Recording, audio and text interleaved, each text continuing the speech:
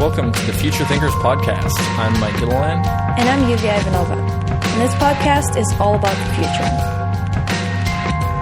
Welcome to the Future Thinkers Podcast, episode number 7. So this is a special one. This is our first guest on the podcast. And today we have Mr. Jesse Lawler from the Smart Drugs Smarts podcast. Hello. So Jesse, why don't you give us a rundown of who and what you are? Oh gosh, well, even though we're going to talk about transhumanism, still a Homo sapien at the moment. But yeah, I am a computer programmer for many, many years. I've recently started a podcast on smart drugs and nootropics, and I've just kind of always been a fan of like science and psychology and thinking about the future and watching sci-fi movies and, a lot of the same stuff that I know you guys are into, and that sort of, dovetailed into my starting this podcast, which was basically a good excuse for me to, call up folks that I didn't really have an otherwise good excuse to call up and ping them with questions. And I started doing that about, maybe a year and a half ago, and it's been pretty cool. And yeah, I have a little, following of like-minded weirdos on the internet now, and yeah, it's been good. Yeah, speaking of like-minded weirdos, we're surrounded by a lot of business owners here in Ho Chi Minh City, but you don't always come around to people who are into the conspiracy theories and the future technology and the singularity type stuff. So I'd be interested to hear your take on what is going to happen in the future of transhumanism from your perspective with smart drugs, smarts. Yeah. Well, gosh. First of all, I think that the kind of stuff that we're looking at now with smart drugs and nootropics and having pouring something into your bloodstream to get an effect is going to seem just absolutely barbaric within maybe let's say 20, 30 years tops. And the idea of just, putting something into your blood and hoping that it makes it to the cells that you actually want to get it to is just going to seem ludicrous. It's like the idea of, so if you want to go into conspiracy theories, it's like the idea of putting fluoride into the water supply for the reasons of like reaching the tooth enamel of kids between the ages of, 5 and 10. And so meanwhile, they're dosing everybody's both drinking water and like the water that goes in your swimming pool and all that with fluoride for this incredibly like minute purpose. And I think that putting, smart drugs into our, a pill that we take or something like that so it can reach a couple of particular brain cells is going to seem just as ludicrous in the fairly near future when we're going to be able to make much more, targeted changes to our body. Yeah, well, now we've got, so many people following the Tim Ferriss 4-hour work week, 4-hour body, 4-hour chef kind of thing, and he's been a bit of a proponent of modafinil. And now here, it's just amazing how many people are talking about it and taking it, kind of experimenting, and I've been a modafinil fan for, probably about 7 years. I was a pretty early user of it. I remember reading, it was, I guess, Provigil was the brand name that it first came out under, and I think that's still sort of the official trade name. But yeah, I heard about Provigil, I want to say like 2006, and managed to get some from a Canadian pharmacy back then. And probably went a few years without having it. It definitely worked. It still does, as far as giving you a lot of extra, wakeful hours. But for some reason, I just never refilled my prescription. And last year or two, I've definitely been taking it with fair regularity, and I've sort of been trying to cycle other things into and out of my system, so I don't build up a tolerance to any one thing. Like today, I had some armodafinil, which is slightly different than the regular modafinil, and that probably won't have anything else for a couple of days that's in the modafinil family, but then maybe take some paracetam, aniracetam, maybe some caffeine plus L-theanine, whatever it is, kind of keep the daisy chain going. So there's always some stimulant in the system, but it's not the same one as I had yesterday or 2 days ago. The human guinea pig. Hopefully not too much of a guinea pig. It's like, I don't want to do anything that there isn't at least some credible reasons to believe that it's not going to be more disadvantageous than advantageous. Speaking of that, do you think that in the future we will evolve sort of away from this arguably primitive biological system and incorporate more technological systems into our bodies? Well, I sure don't think it'll be evolution in that sense, like in the the biological sense of evolution. I feel like at this point, if you think of human beings having like 25-year reproductive cycle from when you're born to like when the average person might have their first child, that's an incredibly long time compared to the pace of change of things like our technology now. I was talking with a friend recently about how, I'm not sure maybe when this happened, or maybe it hasn't happened yet. Maybe this is something like peak oil, but it seems like it's probably going to happen in the next decade or two if it hasn't happened in the last decade or two. But we've reached this point where the evolutionary pressures that are on you as an infant probably are not the same as the evolutionary pressures that are on you when you're 15 years old or when you're 30 years old. It's like our world is really changing at such an accelerated rate versus what it was, a couple hundred or a couple thousand or a couple, whatever years ago. We don't even have a consistent set of biological pressures on us anymore. And that's almost never been true. I mean, I guess, depending on sort of like the theories of punctuated equilibrium, maybe that actually is true. Maybe we're just in one of those sort of punctuation points where things are changing really, really, really fast on planet Earth. But are we going to see, I think, essential changes to our biology? Yeah, from the incorporation of technology. Is it going to be, based on our mating with one another? No, not at all. I think... If anything, I worry about the future of human mating because I feel like with advances in sexual technologies, why would somebody want to mate with another imperfect human in 5 to 10 years when they can have whatever sort of sexual experience they want to with this pre-programmed virtual reality thing, which would be just exactly what fires them up. It'll be really interesting to see how procreation and sexuality, between actual, human beings changes once we're no longer the best thing that we have to offer one another. Have you seen the movie Her yet? I have not. And in fact, I didn't listen to the episode of your podcast about that because I still haven't seen it. I just started listening to that episode and then I was like, oh, I haven't seen the movie. I've got to wait this one out. It's pretty much about that. Okay, cool. Okay. Well, now we can't go into it. Well, sorry, I ruined that one. But yeah, I think even today, with medicine, the things that would have normally killed people in an early childhood now are not affecting them at all because we have vaccines and we have drugs to keep people alive, and with plastic surgery now you don't know who's actually ugly because it's all messed up. Isn't it crazy? Did you hear that thing about I think it was a man in China who actually sued his wife when he found out that she had a whole bunch of plastic surgeries because she was very beautiful, and then they had a baby and it was not quite to standard. Oh my gosh. And the hilarious thing is that he won. Wow. Oh, no. That's amazing and awful. I mean, can you imagine how terrible the kid would feel? Your dad hated you enough because of your looks to sue your mom as a result of that. It's like, wow, you just totally undercut your kid's psychology for his entire life. Jesus. That's terrible. Did you see that recent episode of Cosmos? Neil deGrasse Tyson was talking about evolution and how the dog came to be through selective breeding. No, but tell me. Oh, it was such a cool episode. Definitely my favorite one so far. Yeah. But they talked about how over a very short period of time, we just took over evolution for dogs, sure, or for wolves, and just started breeding whatever we wanted. And, cuddly, protective, the guard dogs, or we want them to herd sheep, and we just selectively bred them through generations. Now we're almost doing that with ourselves, but it's this whole other dynamic of us being able to genetically modify ourselves maybe in the next 10 years. The whole idea of genetic engineering is one that it's so politically charged, but people forget that with things like selective breeding, we've been every living thing that humans interact with a bunch, we have been genetically engineering sort of in the old-fashioned way for 10,000 years or more. It's like apples now. We think, oh, an apple, it's a natural thing. It grows on a tree. But these big, luscious, sugary apples are a total human creation that didn't exist 10,000 years ago. The archaic version of an apple is this little kind of bitter crabapple thing, what we now call a crabapple. And there's just example after example after example of species that we think of as being normal that are anything but. Just within the last several generations, nobody's seen anything other than what we're used to. So we kind of forget that it's not a part of Earth's natural history. Mm-hmm. Yeah, it's interesting that people kind of become opposed to that modification of our environment and modification of our food sources because we've been doing that for generations anyway. Yeah, it's a silly argument from people that just kind of don't know any better. It's like they don't know the history behind it. I think a part of it is fear. People, when they don't understand something, they just automatically are afraid of it. Yeah.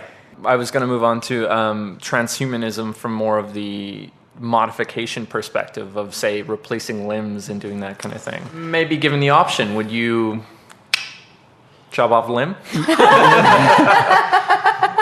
You have a hacksaw handy? It's a really interesting one. There was a good TED Talk about this recently about some of the athletes that are participating in the Olympics that have essentially bionic parts, which you still wouldn't necessarily want to chop off a limb to make do with the best that science can currently offer, but like year by year these things are getting better. It's only a matter of time to the hydraulics and the transistor driven reflexes and all that stuff is going to be so good that it's going to be a really weird choice. I mean, I kind of feel like the Japanese will do it first. It seems like Japan as a culture has, they've got money, they've got tech, and they don't have kind of this, I guess, sort of old-fashioned set of values that would prevent them from doing that. Like, I feel like it's not that they don't have things that are sacred, but like there are things that are culturally sacred don't prevent body modification in the way that like Western world seems to think of that as kind of a bad thing. As with anything, as new technologies become available, somebody's going to do them. There will be the Amish, the Quakers, whatever it is, the slow adopters, but nobody's going to say no forever because it would be like the people that refuse to get on the internet now. It's like you can refuse to get on the internet, but you're kind of going to be opting out of a large amount of society. And if there's one thing that human beings are famous for, is that we're these innately social animals. It's like we want to participate in society. We feel better when we do. And I think, more and more that participation in society is just going to be technologically modulated. I always kind of feel like I want to be one of the first people to like try out a new bionic eye or do something like that. Yeah. And then, so I was watching a Shark Week thing the other day, and they interviewed this girl who had lost her arm from getting attacked by a shark. Yeah. And I kind of had this like in the back of my mind. I was like, I'm a little bit jealous. That's terrible to say, but I'm like, oh man, I would be so experimenting with prosthetic limbs immediately if I were in that position. Yeah, fortunately and unfortunately for the people, but fortunately there are a lot of people who have disabilities that can be fixed or even improved upon the human body, and they can sort of be the experimenters with this, like cancer trials for new cancer treatments and losing your limb and getting it replaced. Yeah, that's one of the good things about being on a planet with 8 billion people is, just luck of the draw. We're always going to get some people that have some horrible accidents befalling them that, it's going to be better to try out some of these new technologies on them versus the alternative of not having an arm or whatever. So if you had the chance, what would be the first thing you would opt to get replaced? Like, what are you yearning for? You want the built-in jetpack? You want the...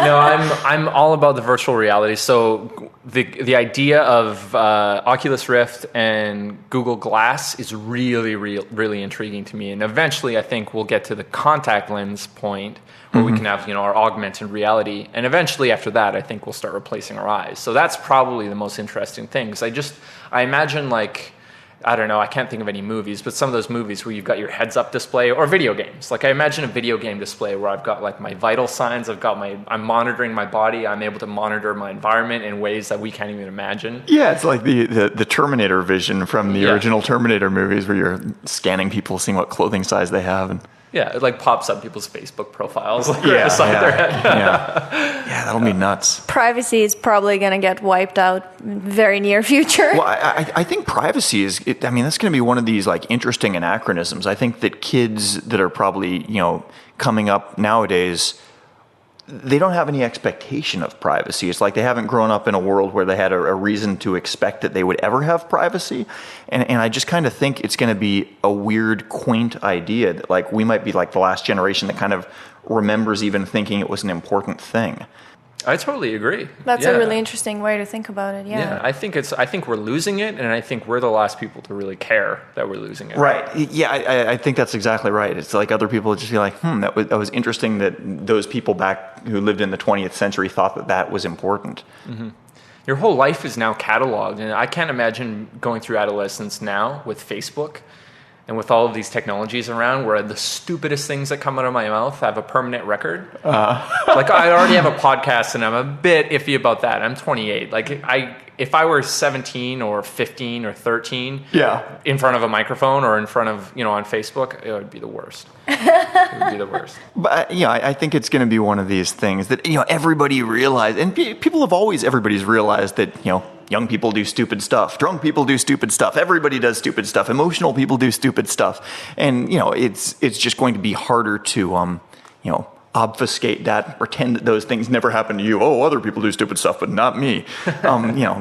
If anything, it'll sort of be a great equalizer, I think. It's almost like I feel more untrusting of politicians who have that squeaky clean record because there's been some scrubbing happening. Crap. Yeah, I mean, anybody that purports to never have, snickered at a sexist joke or something like that, it's like, who are you kidding? Come on. Yeah. Or some of the priests who are like, I have never had sex in my whole life. I don't know about that. Yeah. Mayor Rob Ford, what a hero. What a Canadian hero. The guy that does... Are you familiar? No. Oh, it's a Canadian mayor who's... Mayor of Toronto, I think. Yeah, he's smoking crack and with prostitutes, and he just cannot censor himself when he's in the media. And it's just it's a circus. It's a so farce. Funny.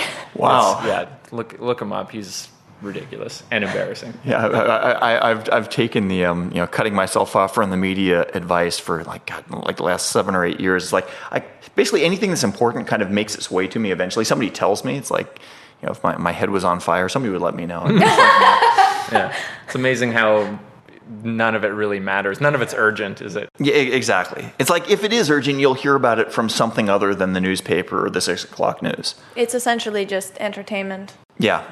Yeah, like going back to the virtual reality thing, the augmented reality, I think that's just one step towards making that brain-to-brain link. Imagine if you could just share your screen, your visual screen with someone and work in Photoshop, for example, just from a work perspective. Co-design things using your hands, using touch, using that sort of thing, but with that visual HUD that you both share.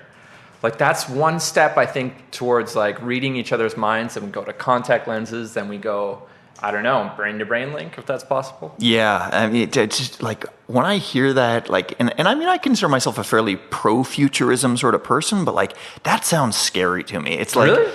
It sounds scary to me because we're such visual creatures. Our visual world is our sense of context, and the moment that visual world is coming less from reality and more from a system that somebody in theory could filter in any way they want to, or hack into it, or just give us a sort of a false prism that we're looking through all the time. There's just such opportunity for evildoers to control us through just bad input. Which I feel like we already have the low tech version of controlling the masses through bad inputs with things like the newspaper, and we've had that for forever. I mean, yellow journalism in the 1890s or whatever. But the ability to do that, the more people's inputs are coming through a digitally mediated source and less from good old fashioned reality, for what it's worth, I just feel like the more potential there is for the abuse of that by whoever controls that digital mediation. But I think also, even right now, I mean, when we see something, it's the way that I see it is not necessarily the way that you see it, because your brain is processing things based on your own past experience, on your own context, and the things that you believe and the concepts that you have in your brain. So, there's lots of studies on, how remote African tribes or Papua New Guineans experience a picture differently than Westerners do because of their context. So in a sense, there's already sort of a muddled sense of what is real from what you're seeing. Yeah, no, I think that's totally true. I mean, there's a muddled sense of what's real, but it's kind of I feel like that's like a randomized thing. The color red I see might not be the color red you see, might not be the color red somebody else sees, but they're all kind of going to be, basically it's just going to be sort of randomly determined from some sort of, normalized version of what actual objective red is. Whereas if my sense of red and your sense of red and everybody else's sense of red is coming from Google or whatever, and then Google decides what the normal standardized version of red is going to be, like, I don't mind ceding that power to the universe or reality. I kind of do mind ceding it to Google or whomever, like, the owner of that digital media source is. Actually, that's a really good point. That obviously, if we are having that sort of visual augmented reality built in, there's going to be ways to tamper with that. Sure. Advertisers will want a piece of that. Yeah. It's weird to think, like, we have such, like, video games are so good now. I mean, I haven't played video games in years. Like, I pretty much tapped out during, like, Tetris in I guess that would have been the mid 1990s. And, like, every now and then I'll see somebody playing a video game and I'm just, like, absolutely, like, mesmerized by just how good the graphics are. But it's kind of like, it would be like if I saw a heroin addict just really loving heroin. I'm like, wow, that looks like they're having a great time. I'm glad I don't do that. And I feel like, we've got such smart people that are designing these video games, and people that are studying how to make them as immersive and engrossing and addictive as possible. And it's just very foreseeable to me that we'll be able to come up with some virtual reality things in the near future that will be more attractive to people to participate in than actual bona fide reality is. And that's weird and scary. Like, to me, I see more ways that can go wrong than it can go right. I don't think the danger is that people will go into a bad virtual reality and not be able to get out. I think the danger is that they'll go into a good virtual reality and never want to come out. Now, is that really a problem? Not necessarily. I guess it's only a problem for the people that have a vested interest in the real world. Maybe I'm going to be one of these stodgy old curmudgeons that likes the real world and What do you mean you're still in the real world? I know. Quickly be aging ourselves, but I don't know. I mean, that's just sort of a weird philosophical question of, like, is there any reason to to be a proponent of the real world or actual physical world experiences when we're going to have, immersive alternatives that are, not quote unquote real. But, it's the same, I guess, argument you could make about taking drugs or something now. Who's to say that the person in the throes of, like, a heroin rush isn't just having a great time while they're on that heroin? It's kind of like, if they could stay in that state indefinitely, who's to say that that's a bad choice? I mean, the reason that, I think everybody would agree that, heroin probably is a pretty bad choice is because you can't maintain that state of euphoria indefinitely. If you could, then it becomes a different argument, And you do still have to feed your body and clothe it and put it in some sort of shelter. For now. Yeah, but only because you'll notice if you don't. Eventually, like, you would notice your body giving out. I mean, if we're, looking however far into the future it would take till you really are almost a digitized persona version of yourself that isn't too tied to a physical being, it's like that problem might go away. We might not have the meat package that you need to continually maintain. Yeah, it's interesting playing video games where you can turn on God mode and you can, all of a sudden you've got this new plethora of options to experiment with. And when those virtual realities become so real, you can't tell the difference. It's like, imagine if you could just click the button and you're on God mode. You can just change your environment like any way you want, change yourself, do anything that you can imagine instantly. I was talking with... you guys know George. I was talking with him today. He was saying how he was in Kenya some years ago, like for a few months. And one of the things he was found interesting about that was that he ran into a lot of people who would kind of sit around and do nothing all day. They'd talk with their friends, but they had, like, very little input.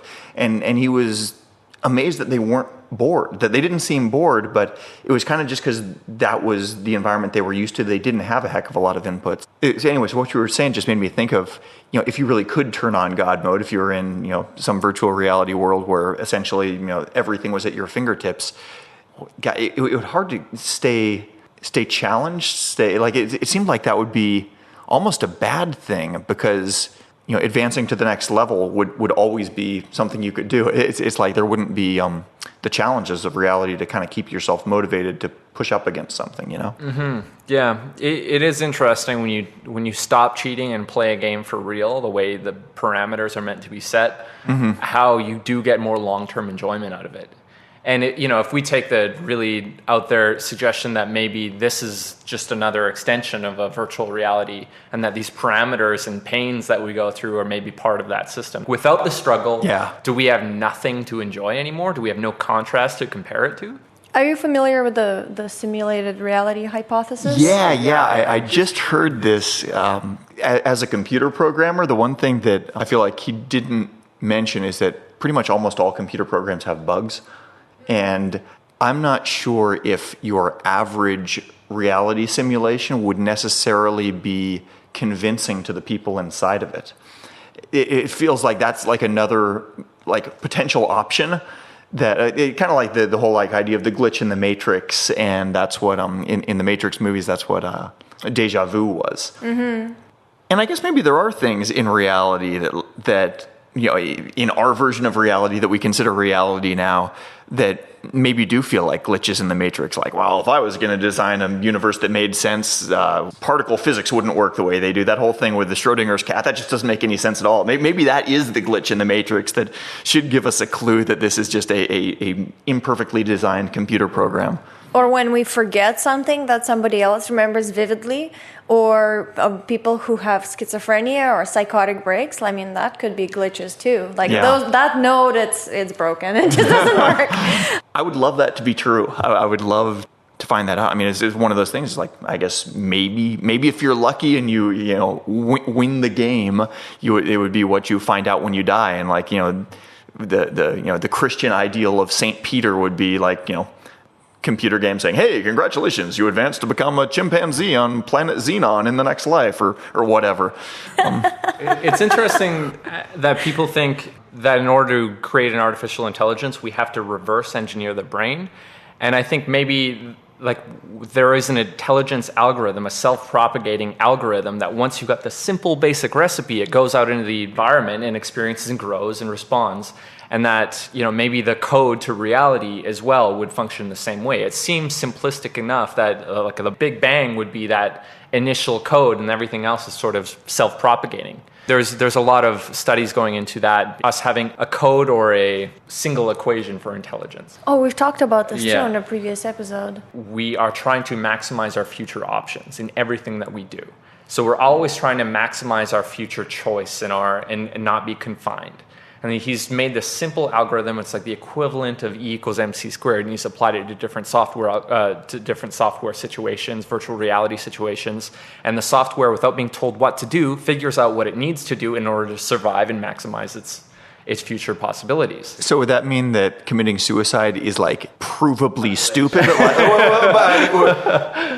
I feel like you could disprove that though, because obviously, if you're committing suicide, you would not be maximizing your future options. And yet there are probably some situations where, like, the sort of layman's definition of intelligence, it would be a good idea to commit suicide. Like, if you know that, there's somebody outside the door that when they capture you, they're going to burn you alive, and you have the chance to just bite a cyanide capsule. Well, heck, the cyanide capsule is probably the more intelligent option, but it certainly doesn't open up your future possibilities. I think in that case, you're just trying to reduce suffering, not increase your future possibilities. Right. I wonder if it's maybe when you're confined by your reality and confined by your environment, that maybe that's when you enter self-destruct mode.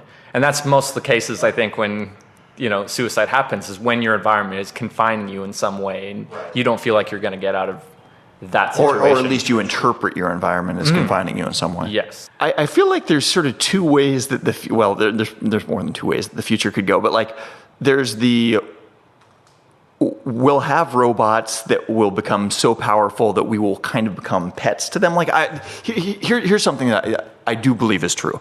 I think that the Homo sapiens such as we are now, within our lifetimes, or our natural lifetimes, if you assume that, we should die at 75 or 80, I don't think we necessarily will, but within our lifetimes, Homo sapiens will no longer be the dominant species on the planet. I'm most assured of that.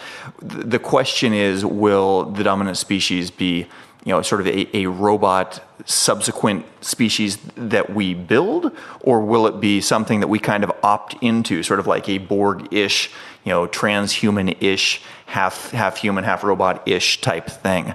Selfishly, I'm hoping it's the latter, so I can participate in the next dominant species rather than just be a pet to them. But I think both are probably equally viable options, and not necessarily mutually exclusive either. It's like, for a long time, Homo sapiens and Neanderthals coexisted. It's like, they were around for hundreds of thousands of years together before Neanderthals finally died out, and also interbred with humans quite a bit. So who knows? I mean, we, especially because how many different varieties of computers do we have now? How many different varieties of machines do we have now? It's like, who's to say that there will be one dominant robot species that comes out of this? There could be a lot of competing species for a heck of a long time, and that'll be really interesting. I mean, I think the future of whatever the dominant species on Earth is going to be is going to have a heck of a lot of variety, and everybody's got a vested interest in it too. So it's so weird to say. It's like, you can look at something like H.G. Wells' Time Machine, and they had he had this vision of the Morlocks, and I forget what the other species was, like the Eloi and the Morlocks or something like that, like the sort of angelic humans that were all, reading Plato to one another and lived above ground and walked around in Grecian robes, and then these other kind of like, hobgoblin things that lived underground and made some machinery work and, had IQs 50 points lower and stuff like that. And, part of me really looks around the world today and thinks that we're kind of heading in that weird direction where there are some people that are really clued in, really technologically advanced, really curious about the future and sort of forward-looking.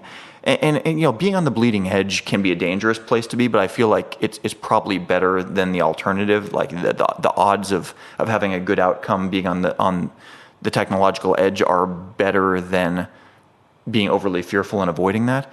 And then there are other people that I think are kind of like so intimidated by how fast things are changing that they're kind of opting out of it or putting blinders on and pretending that things are basically going to be the same.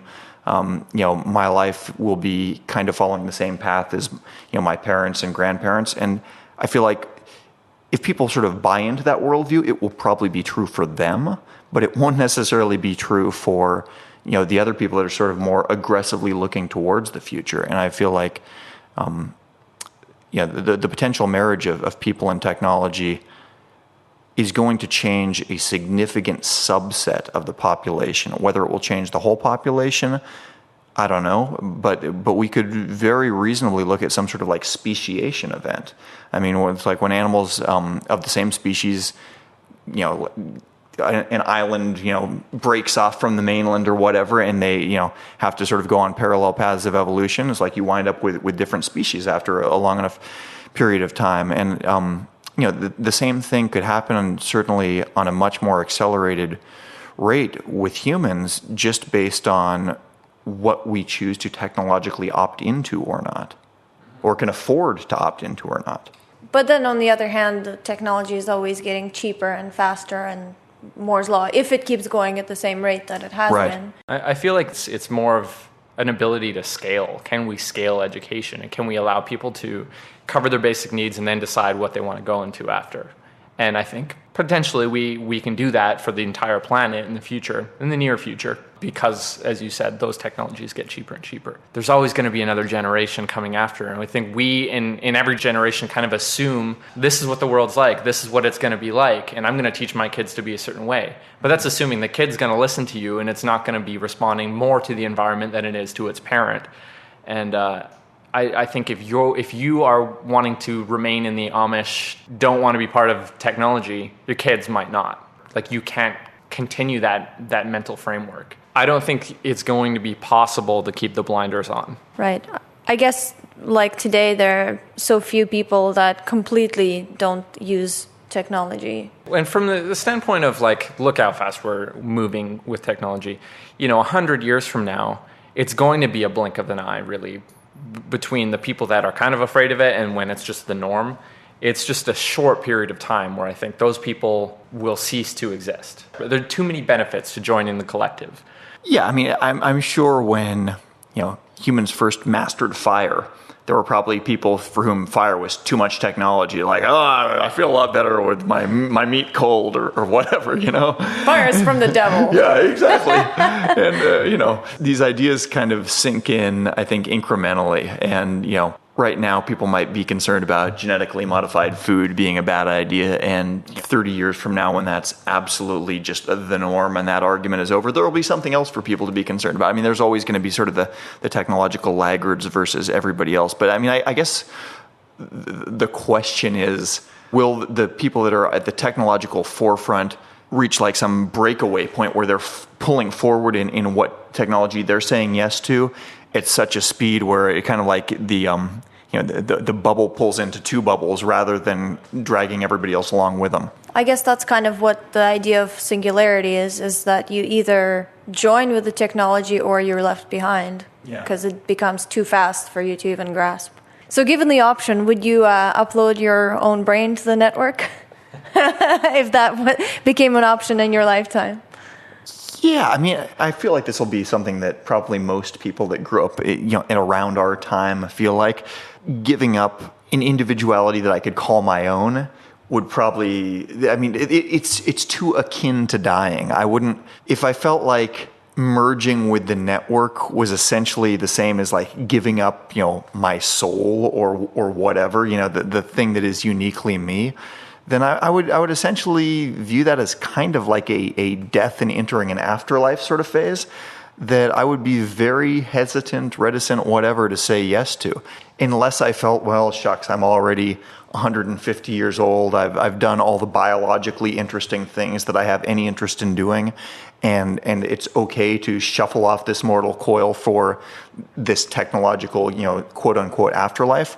Then I mean, that might be a reasonable choice. Would I do it now as a 37-year-old? It's like, no, I can't say I would. But I mean, I think it'd be an interesting option. It's like I would rather do that than die the old-fashioned way. So you see it more of a sort of an alternative to dying, but not just a choice that you would make. Well, okay, so it's the old Star Trek teleporter problem. And I mean, I remember when I was a kid watching Star Trek, this always bothered me. It's like, okay, well, here the logic is that the transporter thing looks at every atom in your body, figures out where it is, and then just recreates that same set of atoms somewhere else. Well, I'm like, okay, well, they're teleporting them, but basically, like, the Captain Kirk that was up there in the Enterprise just got fucking disintegrated. I mean, as far as he's concerned, he's dead. They might have made a perfect copy of him somewhere else, but, like, that guy's dead. And so there's no way, if I was Captain Kirk, I wouldn't step on one of those things, man. That guy's crazy. I guess the idea of like uploading your consciousness, to me, it's the same thing. It's like they might be able to copy it, but there's still kind of like the version that was you is getting killed. Or maybe not. I mean, it's like if they can upload it, well, like, yeah, I'd say, okay, go ahead, upload me, but keep the original me here too, right? Hedge your bets a little bit. I feel like the only way I would want to do that, there'd be two ways. If it is part by part destructed and then recreated, so I don't feel like any loss of, like, the brain start communicating with the network as if it was communicating with the brain that was just destroyed. So if there was like a gradual destructive uploading, I'd be okay with that. Or if there was an uploading in a copying process and then I just had this like clone caretaker of the rest of my life. And that, I think that would be a reasonable assumption. Like, yeah, you're copied, you have this godlike power, but take care of your clone or your original until they're dead. And this is where we become pets, essentially. Yeah. Well, it's good to talk with other people that think the future is going to be as weird as I do. Cause, I mean, it's like definitely, I feel like we're so clearly on the lunatic fringe, and yet, I look at it with the most irrational eyes I can, and I just don't feel like any of it's particularly wrong. I feel like, more lunacy is to think that things aren't going to change in radical ways. Well, it's, we're analytical people, and we're looking at this, and it's not a straight line forward, like predicting the future. It's an exponential curve, and we can see that, and that's why this looks so insane and possible at the same time. Just look at the way it's gone the last 20 years. It's picking up speed.